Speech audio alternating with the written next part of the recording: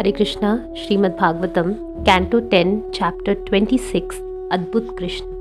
सुखदेव गोस्वामी ने कहा, जब गोपों ने गोवर्धन पर्वत उठाने जैसे कृष्ण के कार्यों को देखा तो वे विस्मित हो गए। उनकी दिव्य शक्ति को न समझ पाने के कारण वे नंद महाराज के पास गए और इस प्रकार बोले। ग्वालों ने कहा, जब यह बालक ऐसे अद्भुत कार्य करता है तो फिर किस तरह हम जैसे सांसारी व्यक्तियों के बीच उसने जन्म लिया, ऐसा जन्म तो उसके लिए घृणित लगेगा।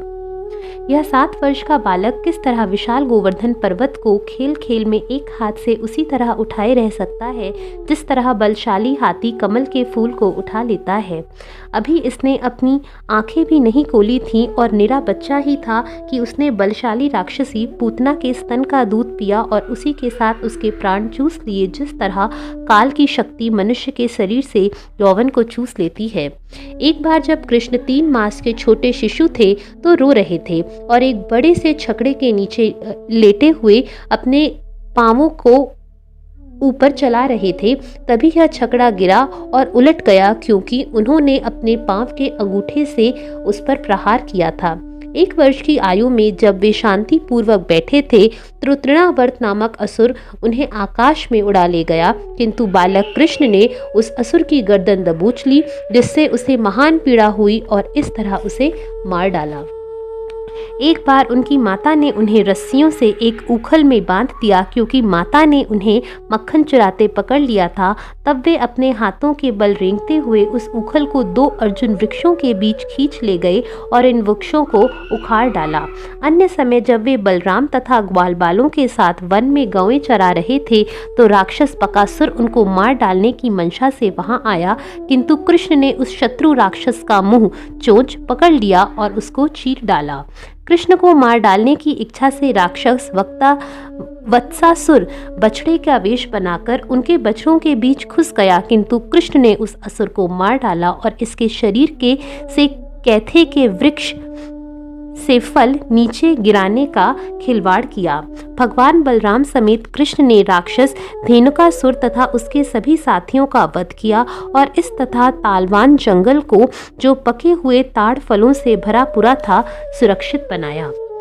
भीषण दैत्य प्रलंबासुर को बलशाली भगवान बलराम द्वारा मरवाकर कृष्ण ने व्रज के ग्वाल बालों तथा उनके पशुओं को दावानल जंगल की आग से बचाया।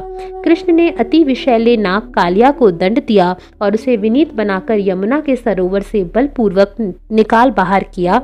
इस तरह भगवान ने उस नदी के जल को सांप के प्रचंड विष से मुक्त बनाया। हे नंद महाराज, हम तथा व्रज के सारे वासी क्योंकर आपके पुत्र के प्रति इतना निरंतर स्नेह त्याग नहीं पा रहे हैं और वे हम लोगों के प्रति स्वतः इतना आकृष्ट क्योंकर है। कहाँ तो यह 7 वर्ष का बालक और कहाँ उसके द्वारा विशाल गोवर्धन पर्वत का उठाया जाना। अतएव हे व्रजराज, हमारे मन में आपके पुत्र के विषय में शंका उत्पन्न हो रही है। नंद महाराज ने उत्तर दिया, हे ग्वालों, जरा मेरी बातें सुनो और मेरे पुत्र के विषय में जो अपनी शंकाएं हों उन्हें दूर कर दो। कुछ समय पहले गर्ग मुनि ने इस बालक के विषय में मुझसे इस प्रकार कहा था। गर्ग मुनि ने कहा था, आपका पुत्र हर युग में अवतार के रूप में प्रकट होता है। भूतकाल में उसने 3 रंग श्वेत, लाल तथा पीला धारण किए थे और अब वह श्याम वर्ण में प्रकट हुआ है। अनेक कारणों से आपका यह सुंदर पुत्र कभी वसुदेव के पुत्र के रूप में प्रकट हो चुका है। अतएव विद्वजन कभी कभी इस बालक को वासुदेव कहते हैं।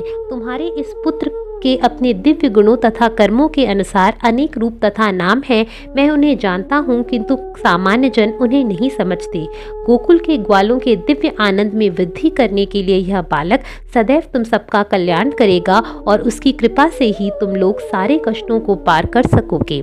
हे नंद महाराज, इतिहास में यह अंकित है कि जब अनियमित तथा अक्षम सरकार थी तब इंद्र को सिंहासन से उतार दिया गया था और जब ईमानदार लोग चोरों द्वारा सताए जा रहे थे तो यह बालक उचक्कों का दमन करने तथा लोगों की रक्षा करने और उन्हें फलने फूलने योग्य बनाने के लिए प्रकट हुआ था। असुरगण देवताओं को हानि नहीं पहुंचा सकते क्योंकि भगवान विष्णु सदैव उनके पक्ष में रहते हैं। इसी प्रकार सर्व मंगलमय कृष्ण के से अनुरक्त कोई भी व्यक्ति या समूह शत्रुओं द्वारा पराजित नहीं किया जा सकता। अतएव हे नंद महाराज, आपका यह बालक नारायण सरीखा है। यह अपने दिव्य गुण, ऐश्वर्य, नाम, यश तथा प्रभाव से बिल्कुल नारायण जैसा ही है। अतः इसके कार्यों से आपको चकित नहीं होना चाहिए। नंद महाराज ने कहा, जब गर्ग ऋषि ये शब्द कहकर अपने घर चले गए तो मैं विचार करने लगा कि जो कृष्ण हमें क्लेश से दूर रखता है वह वास्तव में भगवान नारायण का अंश है। सुखदेव गोस्वामी ने कहा, नंद महाराज द्वारा कहे गए गर्ग मुनि के कथन को सुनकर वृंदावन के वासी परम प्रमुदित हुए। उनका विस्मय जाता रहा और उन्होंने आनंद पूर्वक आदर पूर्वक नंद तथा भगवान कृष्ण की पूजा की। अपना यज्ञ भंग किए जाने पर इंद्र क्रोधित हुआ और उसने गोकुल पर वर्षा की तथा वज्रपात और तेज हवा के साथ साथ ओले गिराए, जिससे गौएं, पशुओं तथा स्त्रियों को अतीव कष्ट हुआ। जब दयालु प्रकृति वाले भगवान कृष्ण ने उन सबों की यह दशा देखी जिन्हें उन्हें छोड़कर कोई दूसरी शरण नहीं थी, तो वे मंद मंद हंसने लगे और एक हाथ से उन्होंने गोवर्धन पर्वत उठा लिया। जिस तरह कोई छोटा सा बालक खेलने के लिए कुकुरमुत्ते को उखाड़ लेता है, इस तरह से उन्होंने ग्वाल समुदाय की रक्षा की। गांवों के स्वामी तथा इंद्र के मिथ्या गर्व को खंडित करने वाले वे ही गोविंद हम सबों पर प्रसन्न हो। हरे कृष्णा।